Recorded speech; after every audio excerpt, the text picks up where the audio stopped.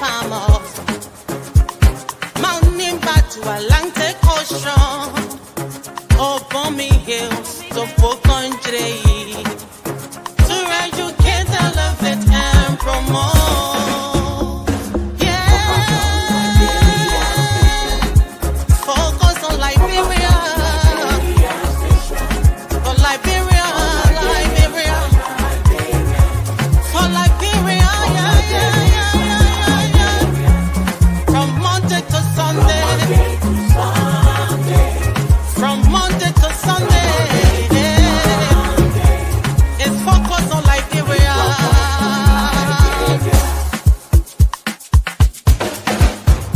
Talk about home affairs. Hey. In diaspora. Current affairs. Reliable information. History. Talking about culture. Politics. Education. Entertainment. Business. Sports. Advertisement. Articulation. Focus on Liberia. Focus on Liberia. Focus on Liberia. From Monday to Sunday. Focus on. Hello, ladies and gentlemen, and welcome to Focus on Liberia. This is Between the Headlines, and we say happy birthday to President Joseph Nyumah Boakai. Today is the 80th birthday of President Joseph Nyumah Boakai, President of Liberia, and we are celebrating, except that we don't have the drinks, but we are celebrating the birthday of Joseph Nyumah Boakai, and so we want to talk about him. Oh, okay. You have all right. You have your drink. So we've come to talk about President Boakai. Who is he? So who else can do this besides Dr. Sakui Malakpai, who I call President Boakai's biographer, for the lack of a better description. So we have Dr. Malakpai here to do it. We'll introduce him later. But let me welcome someone who also knows President Boakai and is a friend to Dr. Malakpai, Dr. Abdullah Dukle. Welcome, Doc. Thank you, Dennis. And Dr. Abdullah Dukle is he's still on around the executive mansion with President Foyah, President Boakai, and a little bit of President Foyah. Let me also welcome Mr. Mohammed Shabri. He's the political analyst right here on Focus on Liberia, and he has the thirst and hunger for history. Mr. Sharif. Dennis, it's good to be here. And, on the president's 80th, this is a grapefruit drink. So happy birthday to the president of the Republic of Liberia. Thank you. Dr. Sakui Malakpai, professor of special ed and regular ed at Toledo University. I call him the Harvard-trained Dr. Sakui Malakpai. He wrote a book on President Boakai. At that time, he was vice president, called From Foyah to the Capitol, His Excellency Joseph Nyumah Boakai Sr., Vice President of the Republic of Liberia. That book is on Amazon and everywhere else books are sold. Let me now welcome Dr. Sakui Malakpai, who's coming on Focus on Liberia for the second time. Doc, welcome to the show. Thank you, Dennis. It's a pleasure to be here. And the last time you were here, we're talking about the history and culture of the Loma people. Correct. That went very well, and you said even up to now, people are still contacting you to teach them Loma. That is true. All right. Let me also welcome Dr. Abdullah Dukle, who is a friend of Dr. Malakpai, to say a thing or two by way of introduction. Thank you, Dennis, and I'm very happy, surprised to be here today to be on the platform with my good friend, the doctor, great writer, an inspiration to all people for many, many years. And I was saying at the beginning, I remember his story beginning back in 1970s when Telbro announced that he was going on scholarship, and that was it. And then we all follow what he has done, and I'm very, very happy to be with him on the platform. Thank you, Dennis, and thank you, Doctor, for being here. Thank you. On a very short notice, the doctor agreed to be here and talk about President Boakai and his book. So, Dr. Malakpai, just a thing or two, as just a little bit about yourself. I know you are more than what we may say here, but just for I understand you have even taken up a new assignment in Liberia as Yes. to head the Lutheran University. Let's tell me a little bit and our audience a little bit more about Dr. Malakpai. What are you up to these days? After working at the University of Toledo for 38 years, I am back in Liberia as president of Lutheran University of Liberia. It's new. We were only accredited on the 18th of January of this year.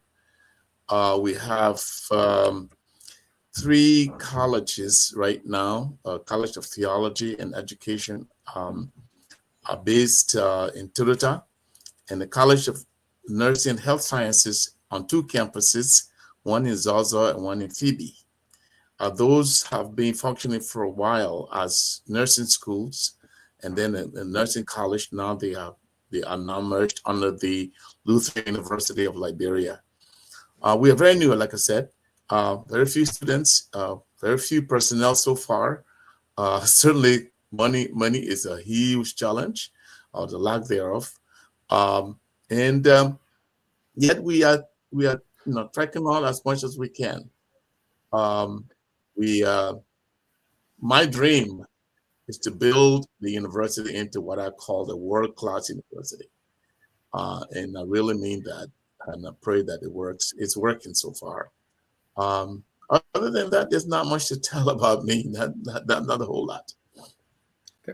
Thank you. That's a whole lot. Well, thank you very much. The reason we are here is to talk about President Boakai. You have written a book.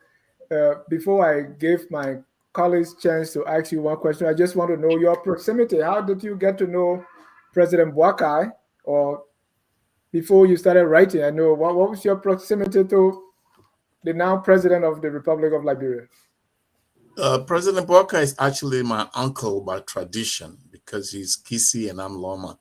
And Gisi's are Loma people's uncles and aunts. It's a relationship that is really close-knit. I first met His Excellency when he was vice president when I went to Liberia in 2008 as a national orator. And then we just became very close friends. And one day I was in Liberia when he was talking about some of his life, giving some of his life history. For example, when he was in Kenema and fighting ants for a peanut, I said, that's very interesting. So I went to him and said, I think we should do a book about you. He didn't ask me, I asked him. I said, I think we should do something about this. I said, this is something many people would like to know. He said, okay, nephew, you want to go ahead, go ahead. So, and he supported me through the writing.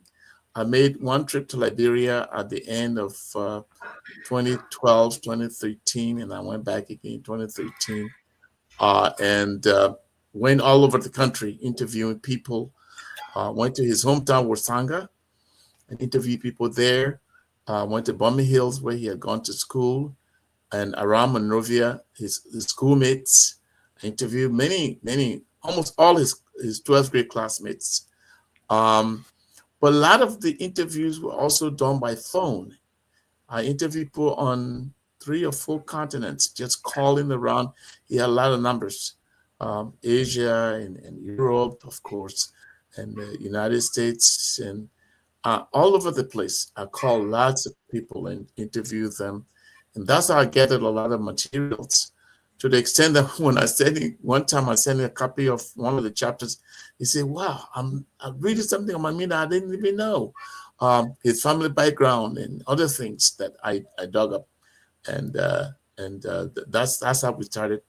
And then we got the book published. And Yep, that's the short end of how I met him.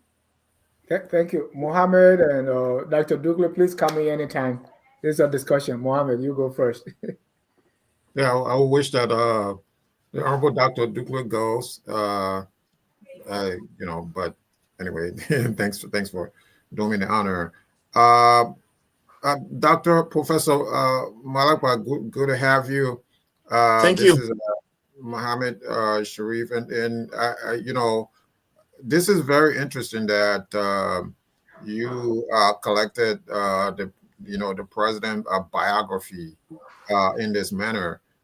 We know that in Liberia, one of the things that's lacking for us who go back and dig into presidential history or Liberian history for that matter is that a lot of this is not written. So great job by you. Thank you. So Thank you. uh, so what do you? So let's set the basis for his beginning. You mentioned, Kenema somewhere. You mentioned, Wasanga somewhere. So what can you tell us of the upbringing? So let's go back to his very childhood. He had That's a what. very difficult upbringing. He had a very difficult upbringing because his father abandoned the mother very early, and he had to live with different uncles. One uncle not too far from Wasanga when he was real little, maybe 3 or 4 years old. He didn't like that uncle, and went back to his mother, and then went to Kenema to go to school, and later on went to school in Bummy Hills at the Pentecostal school. But his mother had a foot problem, that the sore that would not heal, and it exuded a terrible stench. And he's very sensitive to stench, but that was the only person who really cared for him. So wherever he went back to his mother. Whenever he had difficulty, he went back to his mother. Several times he walked from Wasanga to the coast, to Firestone, for example. He went to another uncle there to work when he was a little boy.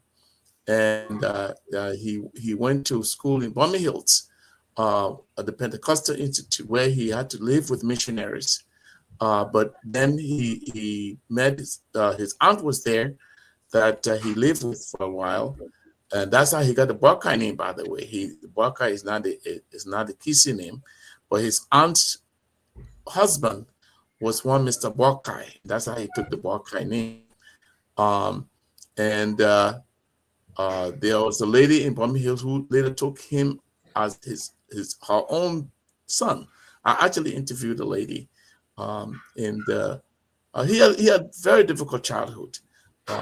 When I mentioned Kenema, he went to an uncle in Kenema who was an ex-soldier who worked for the forestry department in Kenema. He drank a lot, and when he drank, he beat young Nyumah all the time. And his wife used to put Nyumah's food in the chamber bucket, even though the food that it had not been used for defecation, but the thought of having somebody food in there was humiliating, even for a 5-6-year-old boy. And sometimes he would go for days without food. So he fled from his uncle and went to live with a Fula man, and it was during one of those times that he was walking and he saw this peanut on the floor, on the ground, ants all around it, and he was battling these ants for this one piece of peanut. So he had a very difficult upbringing. When he went to Firestone to another uncle, the uncle made him to carry latex to tap rubber trees. And one day he's carrying this bucket of latex and he fell down and the latex whistled all over him. That's when he asked for his pay. He got whatever pay they gave him. He bought some short pants and went back to Bummy Hills to these missionaries. And one day he did something and the missionary wanted to beat him. He said, no, he was not at fault. And then he left the missionaries and started to live with the old man who became his mother for a long time. Then he graduated from Pentecostal Institute and went to another gentleman in Monrovia who could barely feed him. So he left, went back to Lofa. I mean, it was just like that. He had a very difficult upbringing until he ended up, surprisingly, at CWA. What year was he born? And you mentioned difficult upbringing. How did that upbringing shape the person that he will later become? He was born in 1944, November 30. And the thing about it is that because of all these hardships, enduring hunger, enduring beatings, all of these things shaped him into who he is today. For example, Uncle Boakai, I'm sure he wouldn't mind me saying this, he eats very quickly. Because when he was growing up, he was at the Fuller Man's place. The food was very small for several boys. If you don't eat fast, you don't get there. You don't get anything. So he learned to eat very quickly, and he has not, abandoned that. That he still does.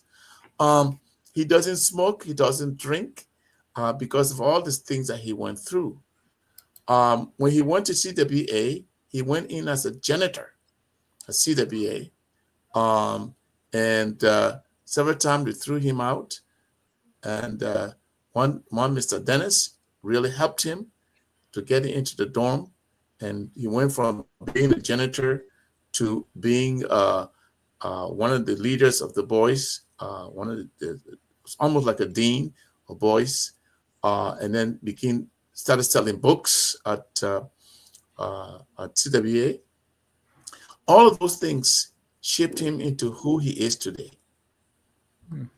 Dr. Duke, let me mention that when the book by Dr. Malakpai was written, From Foyah to the Capital, Dr. Duke did a very good review on that book. So let me bring in Dr. Duke.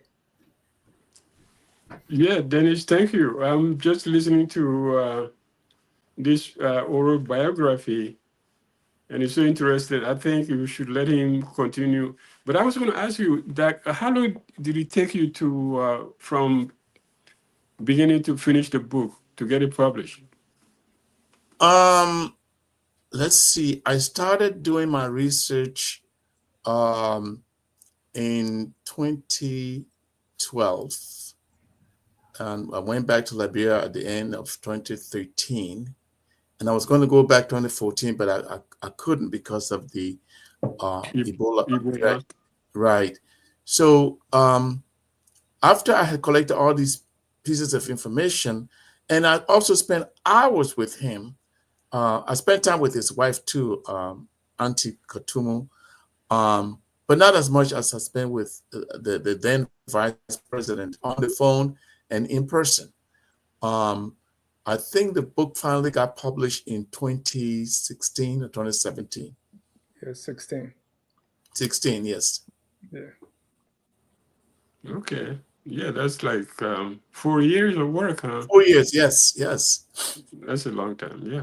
Okay. Yes. So you're working on the next chapter. Well, I don't know if I should talk about that right now. I want to do a follow-up, but because of his schedule, it's very difficult to coordinate meetings that will last, 2-3 hours at a time. And that's the bottleneck right now. Hopefully we'll work around that and do something, but come up with something. I'm not sure what the title will be. I am thinking from the capital to the mansion would be a good one, but nothing definitive yet. Great. Thank you. And I think you answered that question. Miata Sterling was asking, how did he surprisingly, the word surprisingly, ended up in CWA? You said he went there as a janitor. Yes, there was a Boakai at CWA, no relations, who encouraged him to apply to take the entrance exam. He and one other fellow took the entrance exam and they passed. But he didn't have any means of going to CWA. He didn't have any money. He didn't even have a good sleeping place. You know, he could barely afford enough food. So when he went to CWA, they hired him through the influence of that Mr. Dennis, hired him as a janitor. And that's how he started working there.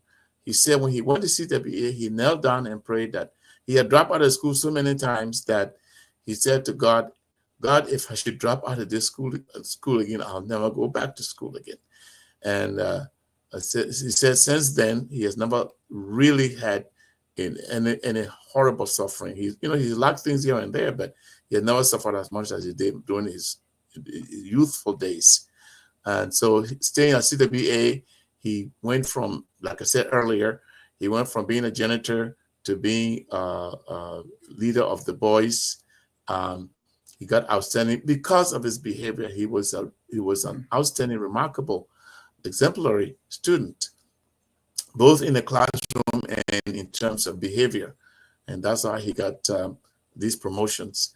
And he started teaching at one time business math and other things. And he managed to survive and then went to the University of Liberia, of course, and graduated from there. So with all these problems and difficulties he was going, what did President Boakai say was his drive? What drove him not to give up? I think the biggest influence in his life, in fact, I know that the biggest influence in his life was his mother. His mother, like I said, had a foot problem, but she loved him. She loved her children, not only him alone, she loved her children. It was from her that she really had a sense of love, of caring. His mother was his biggest drive, and of course his faith. He from childhood, he's always had very strong faith in God, and that those two things, and then surprising sources of support like Mr. Dennis that I mentioned earlier. This old mom from Bunny Hills came into his life, and those kind of things really helped. Those people rather helped. In the book, you mentioned about his mother, how I think she took a vaccination that affected her. Yes. And then there was President Boakai had other siblings, right? He had 6 other siblings. He happened to be the 5th. Next to him was Holly, and the last sibling, another boy, did not live long. But he had older brothers working in Firestone. Some of them work in Firestone. Of course, they've all predeceased him. All his siblings are not living anymore. Correct. And he said the father ended up in Sierra Leone. President Boakai also had an uncle. I mean, they call that the Kissy Triangle: Sierra Leone, Guinea, Liberia. Correct. Yeah. After he left, he went to Sierra Leone. What else, do we know? What else happened to father? Is his father? Tabayamba. Well, he was in and out of his mother's life. The father was in and out of his mother's life. He would come and spend a little time and then go away. That's how she got 7 children, But he was never there. He was never there in his life. He was never there. In fact, some people thought that another person was his father or something like that. He was never in his son's life. He was a dancer and a blacksmith and power and tapper. Very good sense of humor. And if you are around President Boakai, you will know that he has an incredible sense of humor. Once he gets to know you and is very familiar with you, you will hear him tell joke after joke after joke without going back. He has a great sense of humor. But if he's not very familiar with you, you can be with him for 2-3 hours. He may say 2 words or something. He's a very quiet person.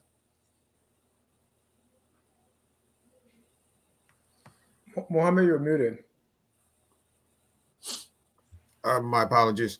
I know that around the time he was born was global insecurity in terms of this was the global war years and Liberia in one shape or form was drawn into that conflict. Um, does he talk about this? And my second question is, what led him to politics? What does he think politics is? What is his drive? He's been in politics for a long time. Well, first, the question about the war. Of course, he was a baby, so he wouldn't know. The only connection he makes to World War II was his uncle, to whom he went in Freetown, was actually enrolled in the British Army during the war. Then after the war, when he retired, the uncle retired, he went back to Kinema and was working with the FDA there. In terms of politics, when Uncle Boakai was on CWA, he actually was very, very, very busy. And then when he went to LU, the University of Liberia, he had to run back from class to CWA because he was in charge of uniforms and selling books to students, taking attendance, all kinds of things. He was in charge of the boys. He was actually giving his own, for the first time, he was actually giving his own room and everything like that. Well, he did business, and by the time before he graduated, he was offered a job with the LPMC up in Lofa County by Charles Minor. And so that's how he got, if you want to call it politics, that's how he started in politics. He was sent up there and became the regional director in Vonjama. And later on, he became the managing director of LPMC, the first Liberian to hold that position. It is from there then that we see that later on he will be appointed Minister of Agriculture of Liberia. That's how he started. He was actually a huge consideration for the vice presidency under Doe. But some of his own tribesmen went to Kaklapoto, who was actually leading this whole idea of finding a vice president for Doe, and said that he was not Liberian, he was born in Sierra Leone, which was not true. So he did not get a vice presidency. Instead, it was Dr. Moneba who became the vice president under Doe. So, he always tells me God was thinking that was not his turn. So he got into politics. He started with into public administration by being the regional director of LPMC, and later on managing director, and later Minister of Agriculture. So this rumor about President Boakai being from Sierra Leone didn't start now. I mean, what was it? Just politics, or what is informing that kind of lie, if I would say? I think it was just politics. The illustrious chief Tamba Taylor he respected Boakai so much that he used to say, "What school did the other people go to? Did they go to a different school than Boakai?" And even his own people wanted to pit him against the powerful chief. Fortunately, that didn't work.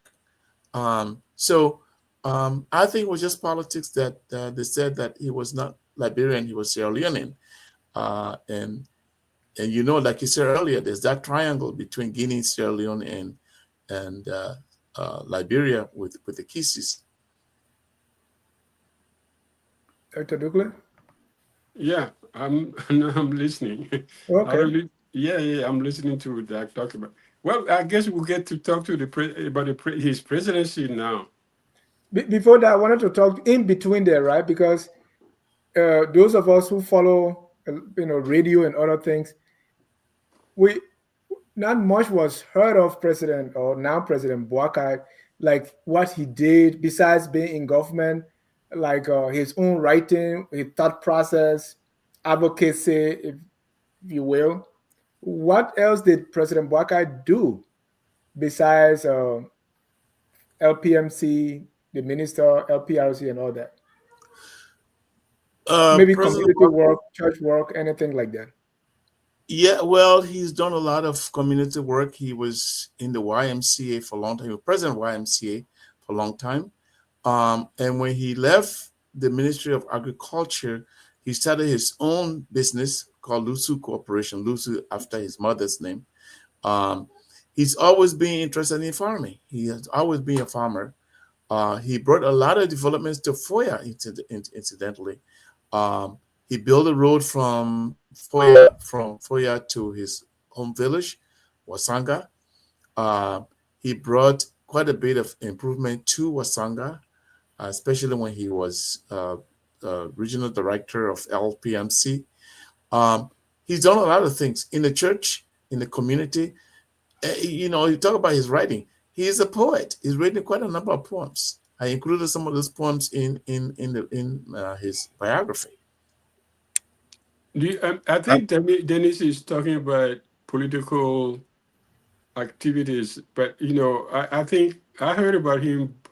I mean, I knew him from IGNU, of course, but then 97 elections, he ran against Bacchus for the UPP standard bearership. He didn't get that, but then after that, I think he was like, he went into private, went to Ghana or something. Yes, he had a tough time in terms of politics. One time he ran for senator in Lufa, and I think they say he got like maybe 5 or 6 votes, something like that. Yeah. And that was it. So that's what really encouraged him to go into private business at the Luso Corporation.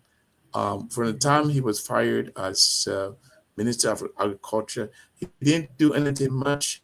He had a few consultancies in East Africa, and because of, again, Charles Minor's influence, but he just really backed up. He came to the States, and they have some friends in Louisiana he associated with. They thought of maybe starting some gold mining business in Ghana. That didn't work, and so he went back to Liberia as a private citizen. So in the 1970s, that will put him around 29, 30, something like that. There were others who were very busy around this time in the progressive movement, the fight against, the Toba administration. Where was he? And what was his role? Did he share those ideologies with the likes of Bacchus Matthews, perhaps, or Toba Natipote, Henry Boyman Famble and others? No, we didn't really talk a lot about that. Remember, I think he graduated from LU in 1972, and that was about the same time that I know he got married in 72. I think he graduated 74.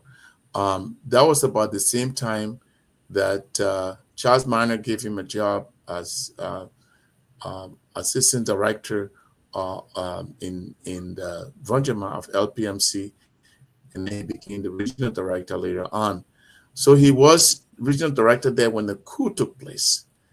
In fact, they sent people up there to arrest him and stuff like that. And the army people who went to arrest him ended up not arresting him. They put Charles Minor in jail. He was a director.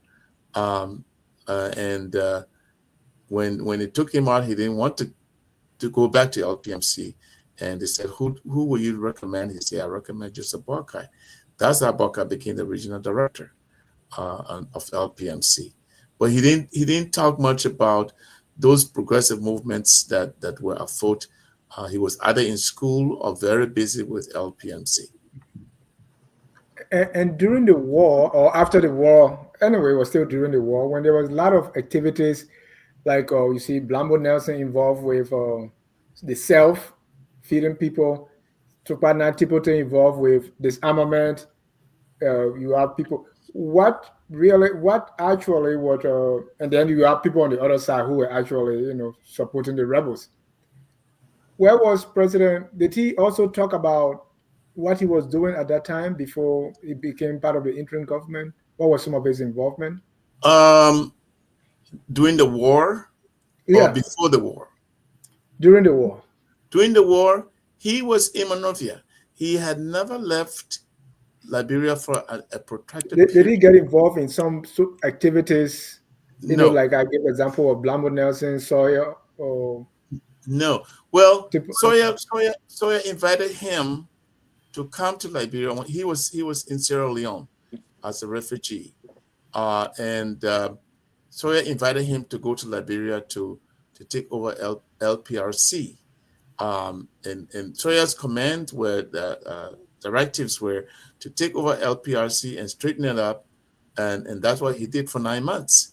He took over LPRC, and later on, Sawyer said, "Well, I sent you for there to take over and straighten it up. Now it's in good shape. Thank you very much." And that was the end of that employment. And since after that employment, he did not get involved in anything else until he was cited as Mrs. Ellen Johnson Sirleaf's running mate. So you mentioned something about the Ministry of Agriculture where he was dismissed by Samuel Doe. I think you mentioned that. Yes. Do you know what happened, with this brilliant, a public servant who, from what we hear, was incorruptible? What happened, in short, with that whole agriculture? They lied on him. They lied on him. They said that when he was managing director of LPMC, he was giving food away or rice away free or something like that. And he said no. He Jenkins, what's the gentleman named Jenkins? This lawyer, his name I just skipped my mind. Jenkins Scott. Not Jenkins Scott. Starts with a W. Oh, shoot. Sorry. He was the gentleman that Boakai actually appointed to ensure that such things did not go on. And yet they said that he was involved in this, involved in that. And another time they said that he had stolen $1 million and had fled to Guinea with this money. So there was word out for his arrest. And this is a very funny story. When he got back, he went to a friend's house for safe haven. And his mother-in-law, the old mom, was at the house.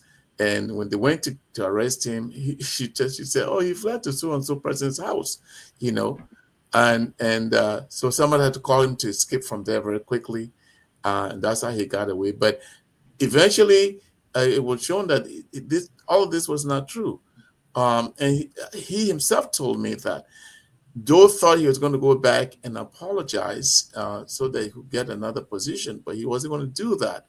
He wasn't going to apologize for something he had not done. And so he went back to his Lusu Corporation again and didn't go back to Doe to beg him. He didn't have a job until Sawyer called him to come and be interim director of LPRC.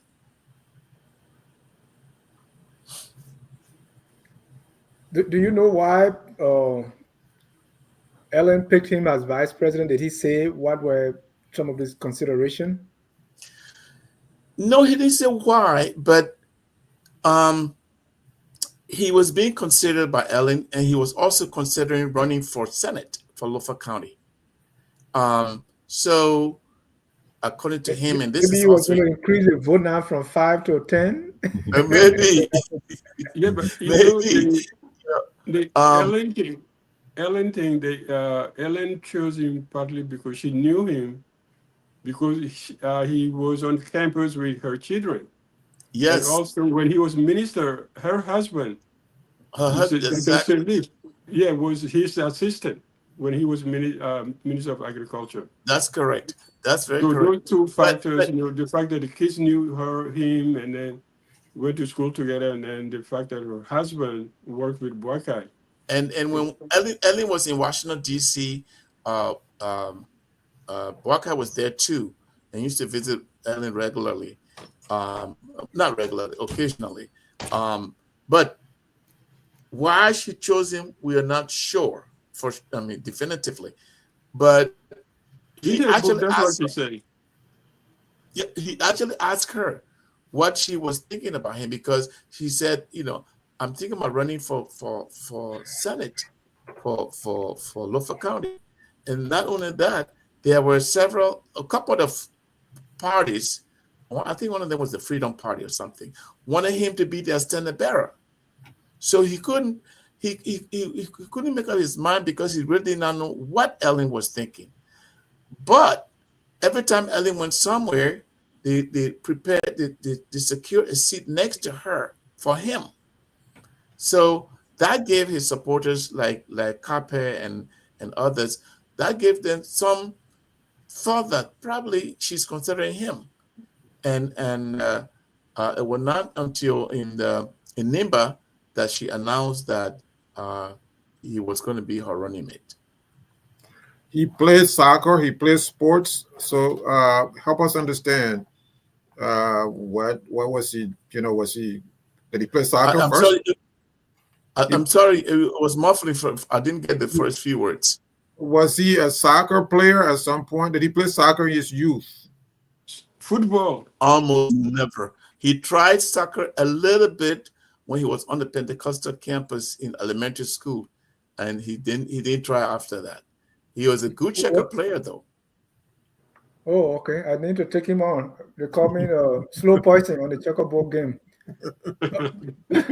But was he ever involved in student politics, either at CWA, at the Lutheran School, or at Yes, University of yes, Nigeria? yes. Actually, when he was at CWA, he was class president several times, and then he ran for the student council presidency against Nathaniel Richardson, and it was a very heated campaign, very, very heated campaign.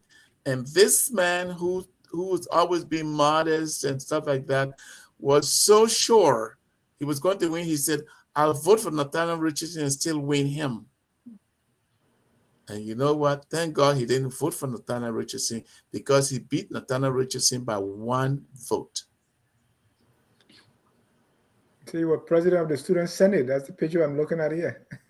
He was president of the Student Senate. He was president of the Student Council at CWA.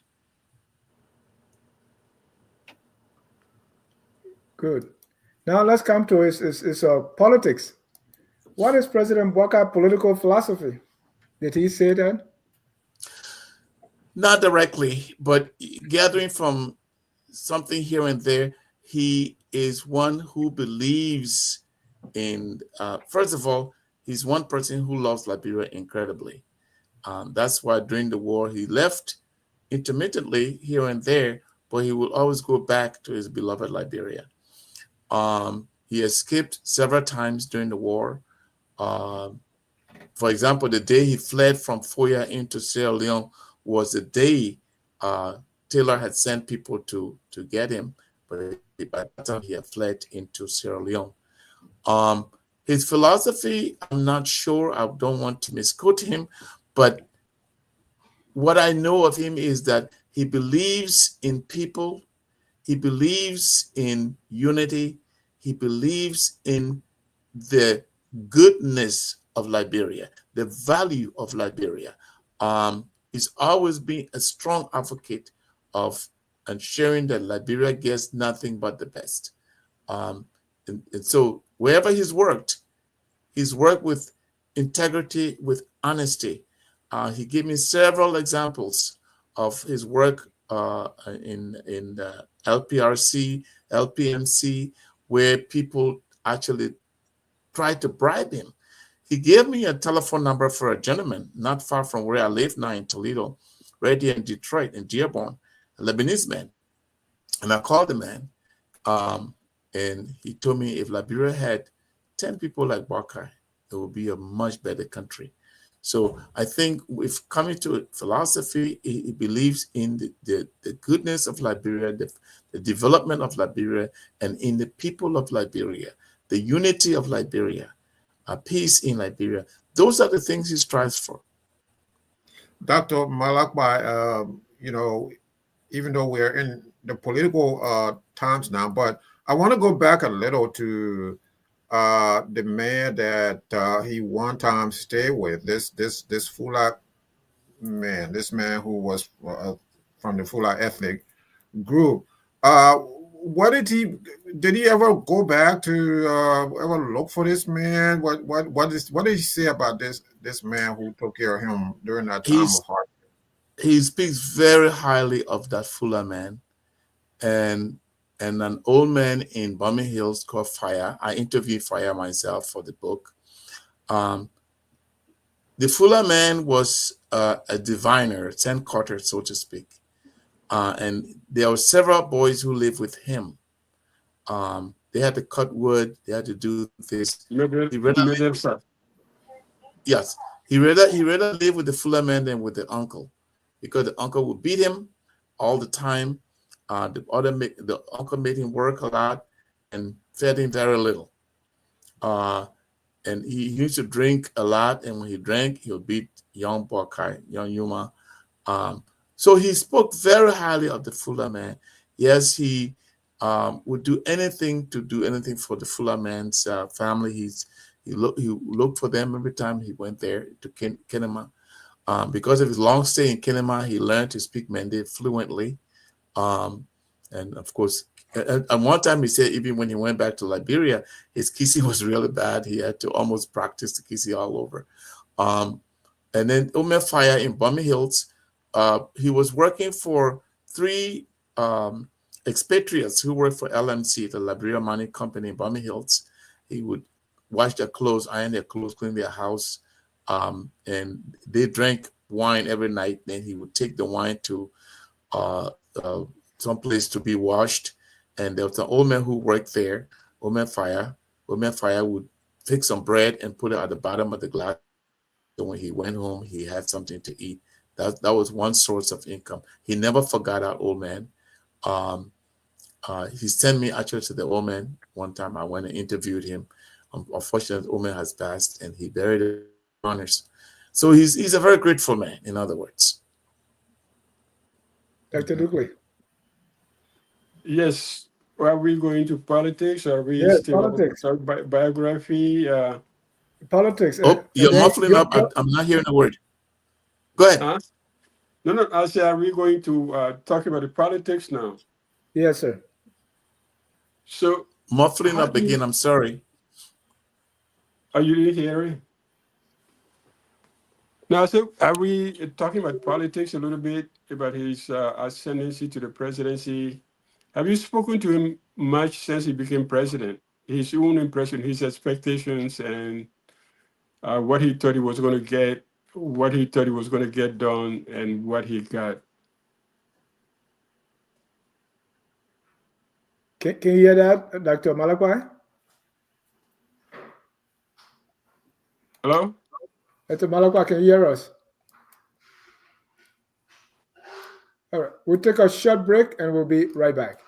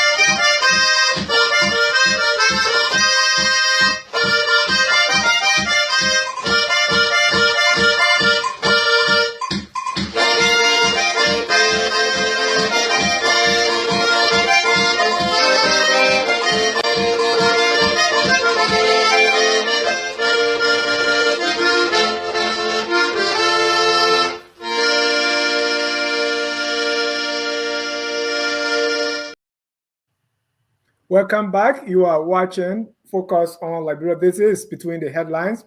We are in conversation with Dr. Sakui Malakpai. He's a biographer, or he wrote a book about President Boakai called From Foyah to the Capital, His Excellency Joseph Nyumah Boakai Sr. I have my colleagues here who are helping to do this, Dr. Abdullah Dukle and the guy from Waplo, Mohammed Sharif. Jack, I mean, we're expecting Dr. Malakpai to be back very soon. But overall, I know is there anything new that you discover about President Boakai today? Today, no. I would say, what I would start by saying is that I remember 2015. This was back in March. Some guy stopped by my place. I was in Monrovia, and then he said, "Oh, let's go say hi to the old man." So we went to Boakai's place. At the time, Samukai wanted to run for president. The Minister of Finance and Gafua wanted to run for president. You remember he came to the UN, he resigned and said he wanted to respect the calendar. So we went to Boakai, and it was very difficult to start a conversation. How you start asking somebody, do you want to run for president or am I going to run? So I say, but have you talked to the president about, 2017, who's going to run for the party? Are you planning to run yourself? He became quiet for a while. And then he said, well, that's a very difficult question because he and Ellen had promised to the young generation that they would do the 2-term, because first it was 1 term. Then they promised at the last convention, okay, we do next term and then leave the scene. He said people have approached him in Foyah, in Lofa, in the church and all of that. They say he should try it, but he doesn't know if he should do it or not. We asked him some question, Uncle Joe, do you want to do it? Because a lot of us are standing by. We want to know if we should put our weight behind you or try to find something to do. He said, well, to tell the truth, I thought seriously about it. I think I want to do it. But how do I get to talk to Ellen about it? So we suggested that he talk to Maurice Duclé. And Maurice can, and then he said, well, I hope Ellen will not feel that I'm betraying her. I said, and we said, no, I mean, you got elected with her. You were on the ticket. You were elected together. So your decision should not hinge on her future. If you want to do something after this presidency, that's up to you. So he sent Maurice Duclé, and that's how. And then everything was okay for 1 year. And then by the time we got to the second year, I don't know what happened. I was on my mission at the AU doing my African Common Position. By the time I come back, Boakai and Ellen don't speak to each other. They don't even pass by on the same street. He doesn't go to cabinet meeting. I said, what happened? They said, nothing. I said, what do you mean nothing happened? And then they were, coming up with press releases on, and then excluded her from the party. And then Boakai was still running it. So those are difficult times. And Yeah. what you think happened? Do you actually think that he told President Ellen and she didn't accept? No, that was people came up that protection thing. The president didn't need protection. I mean, she didn't need protection after the presidency. It's in the Constitution. You can go after her for whatever she did during the presidency. And whatever she did, Boakai was part of it too. I mean, he was indirectly part of it because he was vice president. So that was not it. I think it was something different that, Boakai would never talk about it. She would never talk about it, but I was there when it happened. And that's what broke them apart. It has nothing to do with protection issues. Yeah. And yeah, you know both of them. Yeah. So where you think the problem come from? Can you speculate? No, I know where the problem came from. I can't share it. You can share it. Yeah, but I know where it's came You're from. going to put it in your memoir so we can read it one day? No, you can talk to me. I'll tell you. Pay me. Oh, okay. And here's the thing that President Boakai is always losing some close friends, right? Yeah. He lost Ellen as a friend. He lost Ure, he loves Cummings, he loves Henry Costa. What is about him, his personality, his belief system, or the way he does things that make him to have these kind of breakups, you know? I think his personality is introverted, and he doesn't always express his sentiments. He doesn't always come up and take position when he's supposed to do it. And that, sometimes, I remember somebody, one politician said, time and patience are one tool that you have to know how to use, because if you don't know how to use them, they could play against you. Time is always valid. It's always good to have time to say, I'll take my time to study this. But I think Boakai, sometimes his lack of reaction uh, have caused people to have doubt about him.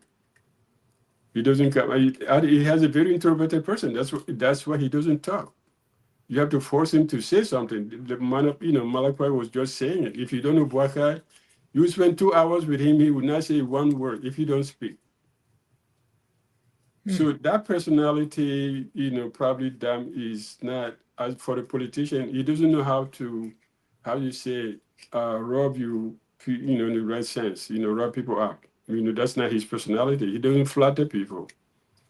He doesn't go after you and say, like, I work with Ellen. Ellen would go, if I tell Ellen, Mohammed Sharif is the best person who could have in Philadelphia, 20 minutes later, she call him. That's how she is. But Boakai would say, okay, if it's good, then if he loves the country, he'll come and join us. That's the difference, you see. Boakai would say, if you love your country, you come and join us. Ellen would say, what are you doing there? I got a job for you. I can't pay you much, but it's your country. That's what she would do. But Boakai would say, if you love your country, you will join us. Mr. So Sherry, I I think, see some. those breakup with the friends has to do mostly with, not because he's mean. I talk to him a lot. I spend a lot of time talking to him. In fact, every time he came here, I went to see him. We spent hours and hours in conversation. But I think his lack of reaction, the fact that he's really introverted as a person, not an outgoing person to go out of people, but he's sweet. And he has this chieftain attitude that people come to you. You don't go look for them. Mohammed, what do you think? Yeah, I was wondering also about the breakup with friends, and one of my questions has to do with whether he still identifies this man whose name we don't even know yet, and he's only identified as the Fula man.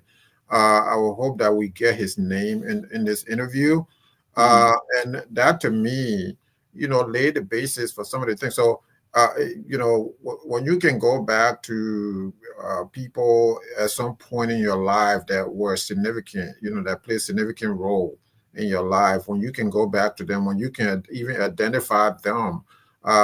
We know that, I know that, for example, Samuel Doe, Mr. President Doe went back to a lot of the people or some of the people that helped him along the way when he was a young man in Zweju.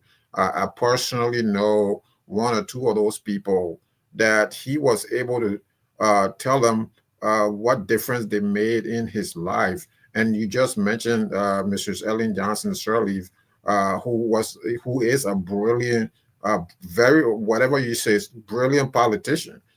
She knows the art of politics. And so Boakai comes across as different.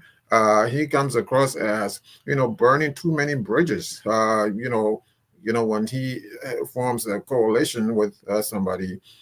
Look, Prince Johnson, talked about this in one of his sermons. Prince Johnson, if you wanted to hear what Prince Johnson would say, just listen to his sermons, and he will tell you exactly what it is that he's thinking that week. And he mentioned, how when he assisted the president, and he was no longer favored, something along those lines. Dennis mentioned all the other collaborators. Henry Costa is a prominent one. you and others, those bridges were burned. So these are too many bridges.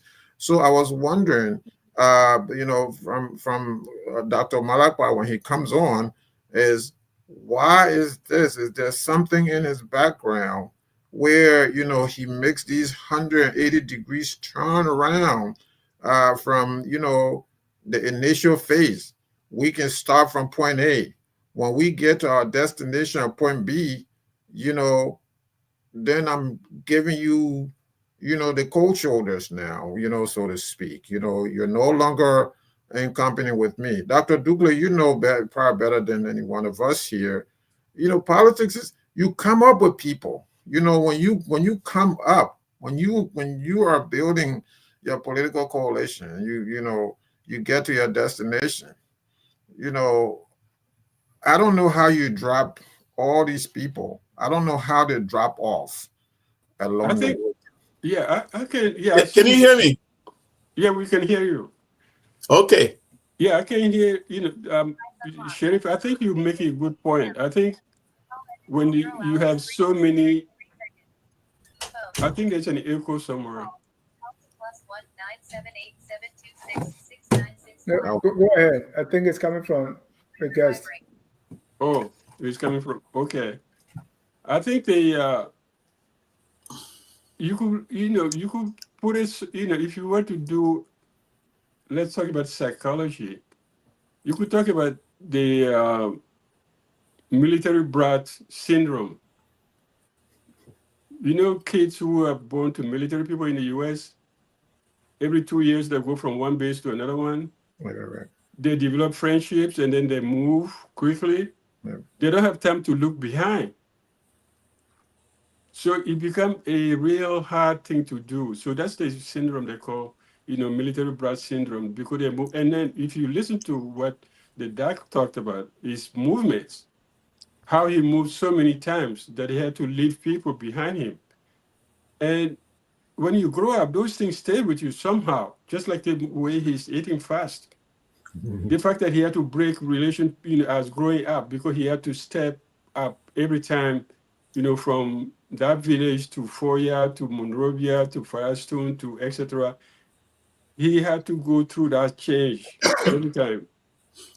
And you can be holding it. Sometimes, those relationships can become like a heavy load on you. So sometimes you let some of them go. And in politics, it happens.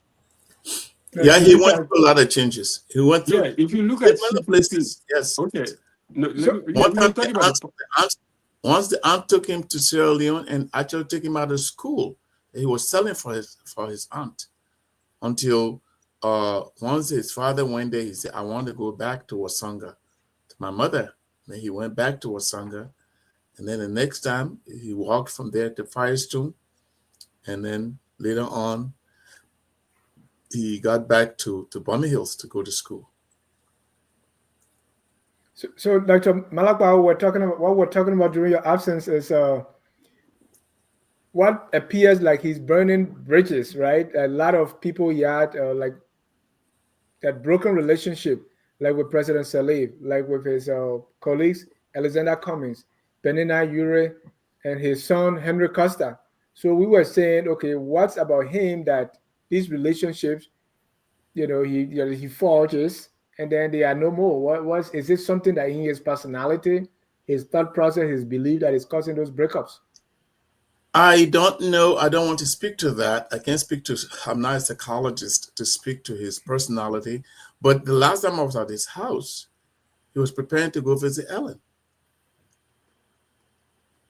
So I don't know if that bridge is burned, but uh, I can't speak to his relationship with um, Ellen or Coster and any of those people, because when I go to see him, we talk about what possibilities for writing a new book, or we talk about the old book. There's another book that I wrote along with the late Pastor Harris in Atlanta. That Yeah. he's been really, that book should be in schools because we wrote it in such a way that I wrote about most of that work, actually, but Pastor Harris did help.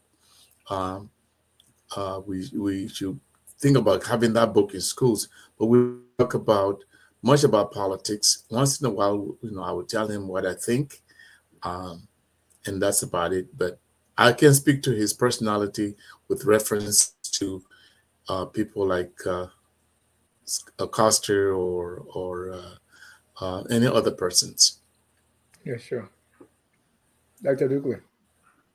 Yeah. No, we were talking about it. I was talking about that fact. When you talk about the fact that he went through so many changes as growing up from one place to another one, where he has to leave behind either part of himself or take away part of those people he's going away, and that we call it the military press syndrome, where you have to cultivate and leave behind many friendships.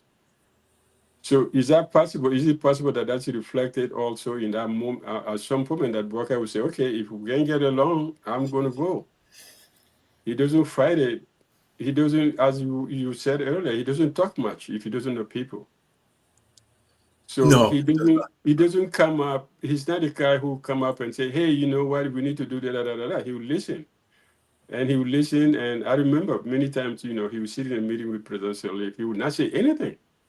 Sometimes somebody will come up with an idea that's totally wrong. And then later on, I'll know he will come back to Madame Sirleaf one-on-one to tell her, I think this idea needs to be slept on tonight. He will say, that's him. So, though, people who are expecting politicians to run after them will be really disappointed when we're dealing with Boakai, because Boakai will not run after you. He expects you to come because you love your country, because you want to work, you want to do something, but he's not the guy who get up 4 o'clock in the morning and say, Mami, I need you, come get on a plane and come back, unless, you're Dr. Malakpai writing a book for me, that's different.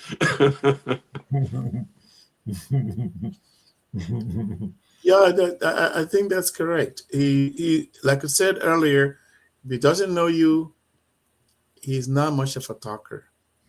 When he knows you, like, he's comfortable with me and a few other persons, several other persons. We can sit in his living room and he'll tell joke after joke after joke. What are some of his funniest jokes? Oh, well, let's see. I can tell you 2 or 3 of them, actually. He said this gentleman went to Ufo Bonye and said, Mr. President, I don't know the relationship between you and Sekou Touré. It's almost like dog and cat kind of relationship. So Ufo Bonye said, oh, really? He said, yeah. He said, who's the dog? He said, Sekou Touré. Then who's the cat? Dana de Sim Sekou Touré. He couldn't tell Ufo Bonye, you are the cat. No. He said, Dana de Sim Sekou Touré. And he said, this gentleman, I think he came from Jamaica or something, he met a woman who was already 4.5 months pregnant. And when the woman delivered, he said, this child belonged to him. The woman said, no, this is not your child. He said, well, how long have I known you? She said, 4.5 months. How long have you known me? 4.5 months. Not 9 months. Oh, wow. That's funny. I mean, I can go on and on, but he has some very good jokes. I'm telling you. Yeah. So I think that personality in the political arena can pose problems for people who expect him to be jumping and kissing neck and this and here and that. He's not that kind of person. And I think, his belief in people can even sound sometimes naive, some kind of naivety, because you say, okay, you throw so many people around you or doing this. Do you really know them? Do you know what they're doing? But he takes people as face value until you prove yourself totally different. And in that way, he's slow to react. He had that old chief tendency. The chief listens, the chief waits, the chief prays, the chief consult before making a decision. And all of these things in a traditional setting are very good qualities. But sometimes running a state, a modern state, can be also detrimental to the I know success of one the thing about government. him when it comes to people, he remembers people. You Yeah. know, you may come across him, 2 years later, you meet him, he will remember you. He remembers people a lot. I mean, I've taken people to him, and 2 years later, the same person called me, oh, that so-and-so person came the last time. You know, it's amazing because he meets so many, many, many people. You know, how does he remember people? He has a good memory when it comes to people. And Mohammed was asking, he doesn't remember the name of the Fuller man. We just know him as the Fuller man. I can look it up real quickly. Okay. No, I don't remember the name. I don't remember the name. But if you give me a minute, I'll tell you who the Fuller man was. So yeah, before you left, I was asking a question. I was asking my question. Have you spoken to him about his presidency so far? His expectations, things that he thought he could have gotten done, or things that he didn't expect to happen. How does he see it so far from your conversations? No, I've never spoken to him about his presidency. And I really would love to, because there are certain things that, I would like to ask him, how he does that, what are his intentions. But we've never talked about his presidency. The only thing I told him was, if he wants me to know, we want to do another work, I need to know the inner working of government. So I need to be able to know some of the things that he does and things like that. And he's open to that. But when he was running 2017, did you speak to him as what he was thinking? When what happened? When he was running 2017, because the book was published 2016. Mm-hmm. So I said, did it come up about his run for the presidency, what he was going to do, what he was thinking, how he intend to lead the country? Yeah, it's the same thing he's preaching now. His emphasis on agriculture and roads, and those are the things he talked about. Ladies and gentlemen, if you are just joining us, today is the birthday of President Joseph Nyumah Boakai. He is 80 years old today. And our guest is Dr. Sakui Malakpai. He's the author of the book on President Boakai entitled From Foyah to the Capital, His Excellency Joseph Nyumah Boakai Sr., Vice President of the Republic of Liberia. I mean, I'm familiar with the Kisi. It was only today that it dawned on me that the name Boakai is not Kisi name. And no, it's as not. per Dr. Malakpai, he got it from his uncle. Aunt's husband. Is the aunt's husband. Yeah, but Boakai is derivative from Bakari. Boakai, Bakari, Al-Boakai, it's the same Arabic name. Okay. Oh, the Fuller man name was Solomani Swani. Okay. Swani. Yeah, Boakai it's Bakari. Al-Bakar, it's Islamic name. Yeah. So it's that, yeah. Solomani Swani. Okay. And we have people watching. So if you are watching and want to celebrate with us the birthday of His Excellency Joseph Nyumah Boakai, please call 605-313-6004. The code is 791-403#. And we are celebrating the birthday. Brother Sherry has Kool-Aid there. I have water. And yeah. I don't know what that is, Dr. Dukley. Red Ruby. Red brandy. No, it's finished. Oh, sorry. So you can join. You can join the conversation, and we have some questions also coming from our viewers.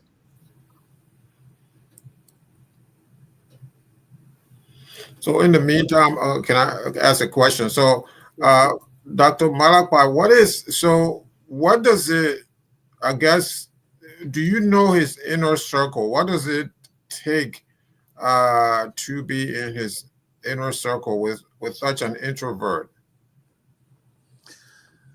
I don't know what it takes. I think um, President Boakai loves people in general. Now, what it takes to get into his inner circle, I wouldn't know. I frankly, I will be telling a lie if I try to even guess what it takes. But he's surrounded by a diverse set of people. I mean, that's one thing you notice if you look at his officials. Um, he this living with this Solomon Swane, the Fuller man in Freetown, I mean in Kenema, um, also had an impact on him. I think he didn't tell me this, but I suspect it had impact on him in terms of being accepting of other people. There were several people who live with this Fuller man, and there was not enough food. They literally fought over the food. Quick, quick, quick, quick, eat, quick, quick, quick, quick, quick, something like that. And when he was growing up in Wasanga, he was not much of a farm worker. Um, he only believed in going to school. Uh, uh, one time, if you read the book, they asked him to go and drive the birds from the farm, and he just sat there, and while the birds were eating the rice, and so somebody called him a bird child. They call him a bird child, which is a kissing name for one who drives the bird. So he went to his mother and said, "Did you bear me, or did the bird bear me?" His mother said, "No, I bore you." And it was not the bird. So yeah, he believes in people. He surrounds himself with a variety of people. He has worked with different people in terms of ethnicity, religion, gender. His faith in his mother makes him very attractive to working with women of all backgrounds. Does he talk about his weakness, some of the things that he struggled with as an individual even today? Some No, of the challenges? like I say, he didn't talk about his weakness himself, but people told me, for example, like I said earlier, he was not a very strong farm worker. One time there was what we call scratching the farm, that's planting the rice. In Kisi country, the men do that.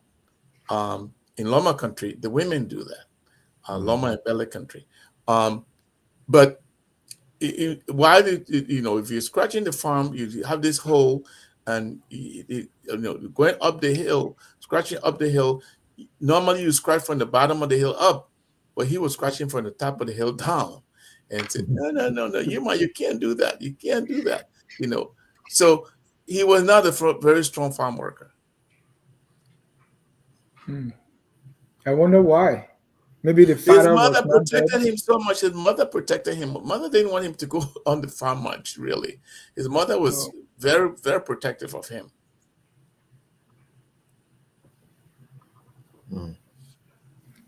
Good.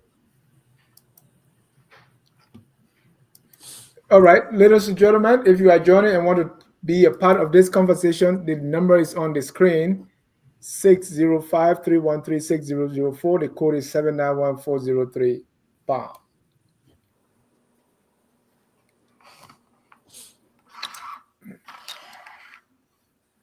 Well, I think the questions that we have to ask ourselves, and we go forward, you say, okay, Boakai is now 80 years old. How that level of energy going to impact the years ahead? Is the age showing at all now or not? I mean, I'm asking No, the question. No. no. Yeah. Look, the old man can stay up until 12, 1 o'clock in the morning. I mean, his family literally, you really need to rest. You really need to go to bed. And then he's up early and gone all day. People wonder where he get the energy from. No, it's not showing in terms of his work schedule.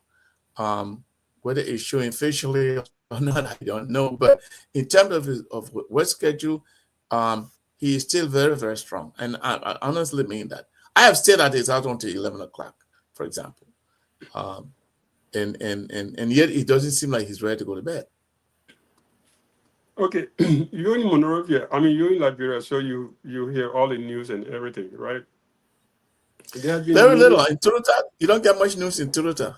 Hey, Yeah, man, go ahead. Prof, they'll tell you anyway. You don't have to listen to the radio. They'll go tell you. They say, "What you know what happened today? What else they'll Right. talk about?" Yeah, they'll tell you anything. But what I'm trying to get to is we're talking about this Boakai's relationship with people, and also when you have confidence in people, sometimes leaders have that tendency not to react against people they know, even if they're faulted. So there've been a lot of rumors of scandals and this and that in the last few months. He has not reacted. He doesn't. He doesn't talk. Doesn't speak to the press. That's maybe one of the things he may need to correct. But have you heard things like that? That he doesn't react to those things. Have you heard any comment from people about those kind of things without you reporting to him or he asking you? Yeah, you hear things like that. That the old man is slow to act. The old man doesn't act quickly. You hear about some of his appointments, and people wonder why he appointed so and so person. Yes, I hear those things, but I've never discussed them with him. Okay. Today is his birthday. Does he talk much about birthdays and celebration, partying? Oh yeah, he loves to celebrate his birthday. I was leaving on the 21st of November, and he said, "Oh, you don't want to be here for my birthday?" I said, "No, Uncle, it's not that I don't want to be here for a birthday. I had made this schedule long in advance." Yes, he loves to celebrate his birthday, and as you know, Ethiopia Airlines was landing today. It's making voyage back to Liberia, and he told me that Ethiopian Airlines were coming. I said, that sounds really wonderful. But I'm sorry I will not be here. I'll be back in Toledo. Yeah, Ethiopian Airline. Finally, we can fly directly to Africa. Yes. You go to Addis, and then from Addis to Abidjan to Monrovia. Yep. All right. We have a caller on the line. Huh? We have a caller on the line. Caller, your name and where you calling from? Good evening. My name is Darlington Collins, and I call from North Carolina. Well, I've been following the conversation, in the midst of the program today. And let me say that no one is disagreeing or saying that the president, should not celebrate 80 years. 80 years is a milestone. But Dennis, big brother, look, this administration needs to get serious in the country. Since Mr. Joseph Boakai took over the country, this has been the fourth celebration under his administration. The first one he took over, we said, okay, the old man had his wedding anniversary. Because this number of time is a very significant time for you to celebrate with your wife. Fast forward, you celebrated the first day of the birthday. You move forward, you celebrated Tama Boakai birthday. And all of these different birthday parties, the fact that the president will be president of our country at this moment and before actively running the Joseph Boakai Foundation is conflicting. Our law is very clear under the code of conduct. Public officials cannot receive gift that is over $200. I don't know who's around the president. How are they advising this president? So that is the quagmire the country is in. Darlington, These were the same things we spoke against under Mr. Weah, and if these things are happening on the very same administration that we support today, we'll call it out, Dennis. So you said the president should celebrate his birthday or his wife's anniversary or his wife's birthday? You can do that. You can do it at your private home, or personal or But something. to throw an elaborate program, man, it's unfortunate. It's unfortunate, Dennis. Thank you. I think the issue of the foundation is also important to raise. I think we are all friends of Boakai, we support him, but as a president, you cannot run a foundation and be receiving gifts because we never know how those gifts will impact your governance process. So see, these are some of the things that people probably don't tell him, that, he probably says, okay, I'm getting gift and I'm giving it to somebody, but it's not that simple. You're president, so your foundation cannot be receiving gifts from people. And here's the issue with celebration of birthday. I mean, the caller is right, but I mean, where has he been over the last I don't know, 200 years? What have we been doing? Every November 29th, celebrating Thomas' birthday. When the revolutionaries when the revolutionaries came in, when they launched their revolution, what was supposed to be a revolution, and they start to elevate Tubman, and his birthday is still stuck around.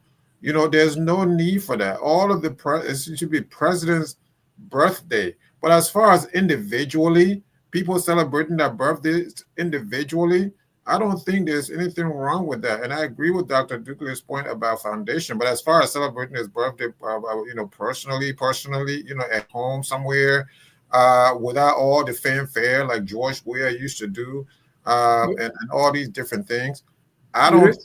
You didn't see any fanfare this time? That's what you're saying?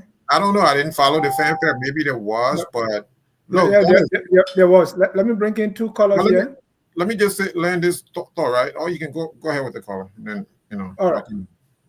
The caller we have. Let me start with Mr. Flomo Livingston. Flomo, go ahead. Thank you for the show. Look, I don't have a problem with the president having a birthday. All right, people need to look. President body of United States right now, he on vacation right here. I think in Massachusetts with his family. The type of life they have in there. So you want people to complain about it? Look, if President Boakai is not running his organization or his foundation, whatever, that's someone else. Mm-hmm. The foundation, it's not him running the foundation.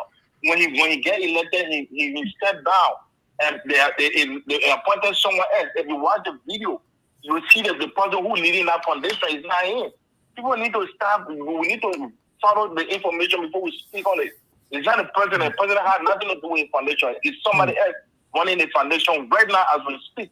There's a video, even when he was speaking today, at the celebration, the person was there, the person who spoke, the person running the organization is not the president. The president had nothing to do with that. Right. And I don't see any problem wrong with the president having his celebrating his birthday. If it was not live, the birthday today was planned by other people who running his foundation.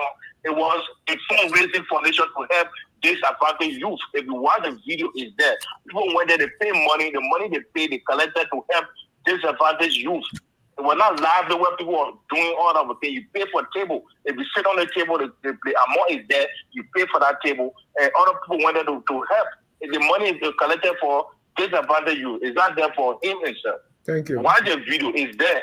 Thank you. Thank you. So where's the president happy birthday now before you go? What? I said, where's the president happy birthday? We're celebrating his birthday. Yeah, I want to wish President Boakai happy birthday. I wish him many, many more years of birthday celebration. Thank you. Dennis, let me add to what the caller just said. The gentleman who the foundation has a president and a board of trustees. They are the ones who are running the foundation. The chairman of the board of trustees is one Reverend David Fatoma. He's the chairman of the board. And then I think the president name is Mr. George. He runs the, don't quote me there, but I could get the name wrong. But he has a president and the board of directors. So he is there only to appoint people to this board or to stuff like that. He's not running the foundation himself. No, Doc, I think we probably overplay Amy. I'm not sure how we're kind of watching it over. I think the president is actually running the foundation. It's not, he never run it as on the day-to-day on the operation, but he run the foundation as chairman of the board. He left that job maybe because he's president, but the foundation is still him. So when there is a function like this, the foundation is raising money at Boakai Foundation for his birthday. That's where the conflict's coming. Because when your name is attached to something as president, gifts come in, especially when they are announced that you are giving this to the President Foundation to be given to the underserved, people. I think we have to be clear on these things. There's no, gray area between having a foundation and not having one as a president. You don't have one. You shut it down till you leave the presidency. Then you can run it. Let me bring in Yeah. our next caller here. That's the former congressman, James Nalasa. Hey, Dennis, good evening to you and to all the panelists. I want to wish GMB happy birthday. Very few people will reach 80, and people who will easily be regarded as having virtues. They say the wicked man lives long. Boakai generally can easily pass as a very good person, good human being. So I want to say happy birthday to him. Anything above 70 is bonus. Correct. Wish him long life. There's this story when I was in government, the vice president at that time, the title was Special Assistant to Tamatila to the council, to the chairperson of the council, and we were going to Abuja on a peace conference, and we were to stop in Accra, make a stopover, So, anyway, that's a long story, but during the heat of the election, this last year when I met him, he had just nominated Jeremiah Kuhn, and the whole consulting was hanging, and it did seem like it may have been a bad choice. And I went to his house and was making encouragement and other things. Through the discussion, I tried to remind him of my first time seeing him, and he cracked that joke about big boys and small boys. And I kind of let him know at that time he was special assistant to Matilda. He was very, very quick to correct me. He said, "Nope, I wasn't special assistant.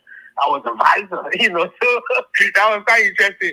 But he's a man of jokes, and he tells a lot of stories as well. So in the plane, Bacchus Mafis and others were there, and he was talking about how the story of the big boys, how in this world, the rich guys, the billionaires, they go into sports and they have and the ball they play is very small. That's golf, very small. They have the money, they have the influence and power and things. And then the small boys, the ordinary guy, the poor guy, they own a ball. The soccer is very, very big, and in the end we laugh about it. But the whole story was like putting a suspense until at the end. So I really, really admire that skill of him because for me, I personally do like that deeply. But look, GMB is doing some very big things in our country. I'm really surprised, Dennis, that the opposition is very, very vocal and strong. So the opposition that is vocal and strong, the real opposition is weak, corrupt, and discredited. They have no way to criticize Boakai. Only those who supported Boakai are really, really the authentic opposition, like Martin Qualley, like Stanton Witherspoon, like John Malu, Tawan Bongo and things. And it's really kind of paying off because like that they are keeping him on his feet. But while GMB is quiet and in an interim, it does seem like there is a void of any communication mechanism that, PR system or so. There is a lot of voice out there through the things that are happening, such as, creating the war and the economic crimes court, the office of ombudsman that is working. He recently gave declaration warning the entire body of appointed officials giving an ultimatum to declare the assets. These are people who have jobs, and the young people, I don't know why people complain of old people being government. Liberia, right now, Dennis in Liberia, the older people are the most educated, most credible, and can deliver. But I often hear now and then that you have old people in government when you just have about 2 or 3. I would really make it more about GMB's position. But look, these guys are failed, and then you have people like Senator Amara Kone coming to say Boakai has failed in the first year when he refused to declare his assets. As a man who is generally considered very corrupt and has gotten rich at the expense of Liberian people, and calling Boakai a failure when he has refused to declare his assets. He promised to order the Senate when he has failed. But Boakai is succeeding, Dennis. I wrote a piece recently and I was excited. For example, I wrote, and nobody has been able to refute the data I provided. Very specific numbers. Yeah. For example, they come on the show. Let's talk about that piece. Okay, good. Yeah, thank you. But let me just end here, Dennis. So the U.S. rate has reduced from 200 to 178, 177. That's a significant indication the gas price has dropped from 900 to 600. The price of rubber ton has increased from $400 to $1,000. And the agricultural production, the process for that, the activity in that area is on the deep growth path, real steep growth path, and all of that. And so I was listening to the radio this morning, and the central bank yesterday, the central bank had to come to explain why the U.S. rate is. Well, let's talk more about those. Let's talk more about those, Jimmy, when you come on the show. Okay. Anyway, I want to wish the president happy birthday and wish him all the best. I am there to support him all the way to the end. And thank you ever so much. Thank you. And thank you to Dr. Malakpai. Thank you, Jimmy. Well, these are all the colors we have. And just want to go around, Mr. Sherry, Dr. Dukley, if you have anything, and then we can ask the guest for his closing. No, question or comment before we bring in Dr. Malakpai to close. Okay, I'll do my last comment. I'll say thanks to Doc for joining us tonight. It was a pleasure, and I'm looking forward to review the next book. If he doesn't want to associate me in writing it, that's it. But anyway, I think it was, this was a good, time to talk about the the president, his life, what he went through, and also kind of looking at his presidency. And I think he had a lot of goodwill, to support him to get to where he is. And we hope that he will be able to, bring all those energies around him, and then try to rebuild some of the bridges, as Mohammed said. Some of the bridges have been broken or are about to break. Because to build a nation, you need a whole village. You don't, you can't be just your old friends and then a few other guys. But we wish him success, happy birthday, and may Allah continue to bless him.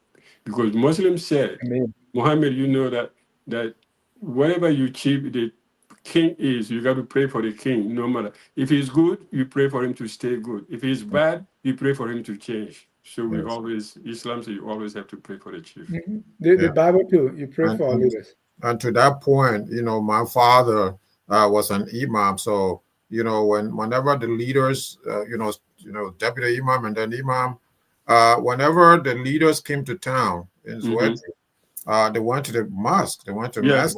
So we have this sort of, tolerance and coexistence where all the leaders were praying for all the leaders. They pray for Torbo, they pray for Doe. They told me they used to pray for Tubman and King and all, Barclay and all that. So yes, Dr. Dukley, that is absolutely right. So I want to join you as well in wishing the president a happy birthday. Someone, one of the callers talk about, this should not be a public thing. I mean, there should not be this publicized. Well, I agree with that. I agree with that sentiment. In the United States, we have presidents. What do we have? President's Day. We have one holiday for all the presidents. Maybe Liberia can do the same. But until then, you're going to have individual presidents celebrating their birthday in this fashion. You had George Weah, who was over the top, and I think we sat here and talked about that. And so, the fact that that's happening is not limited to Boakai. It's all presidents. And so finally, I want to also thank Dr. Malakpai for this. This is very important. And the FOL is, broadcasting this. You're not going to probably get this anywhere else but FOL, I think. And this is a real good thing. It's an eye opener. For some people, certainly for me, some of the things that I didn't know about Joseph Boakai that I've known now, through this medium, and it's important. This is very important, and it's why I sometimes say that the president himself needs to come on, Liberian media needs to come on these kinds of shows. It's never going to happen, but I'm going to continue to talk about it that way. I know it's never going to happen. I know he's not the kind of person that can react to these kinds of things, just like you all said, but we have to say it.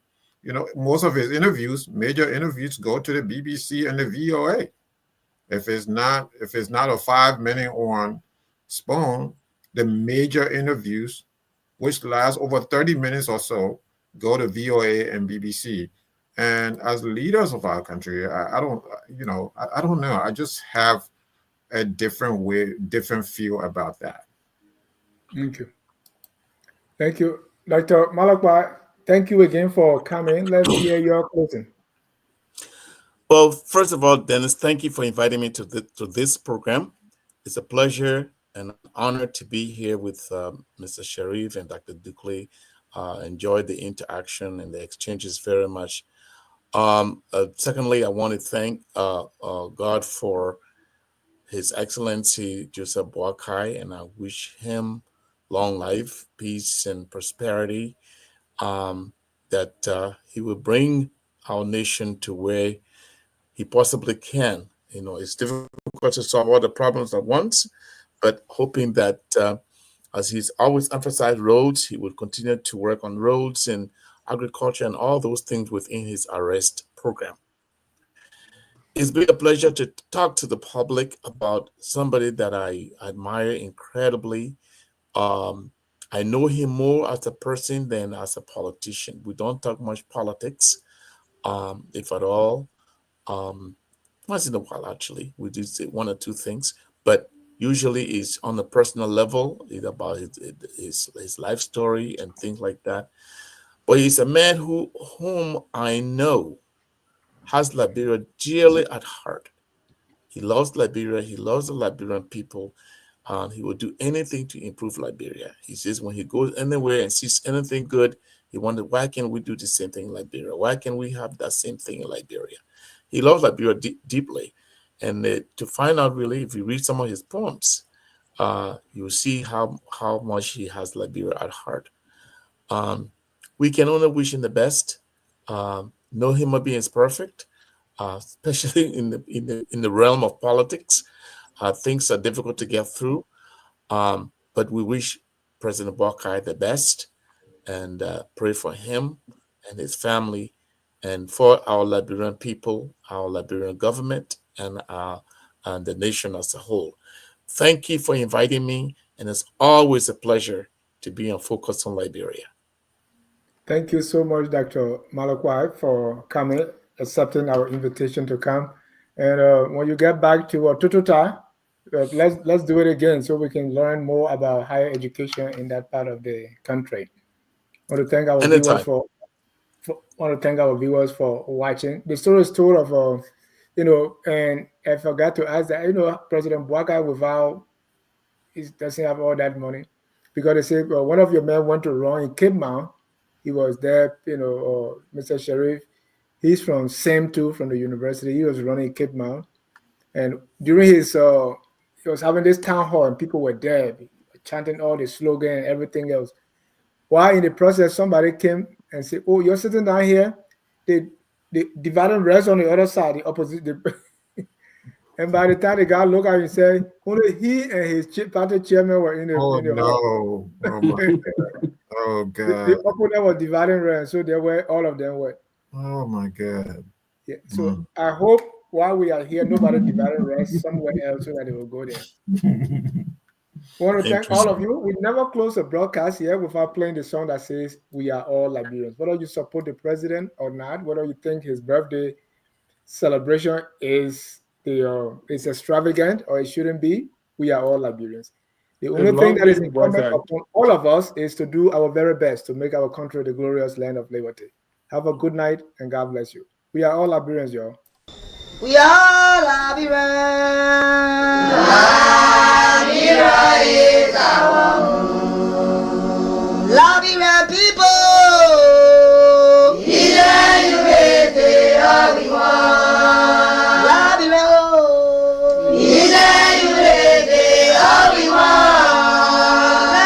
Liberia.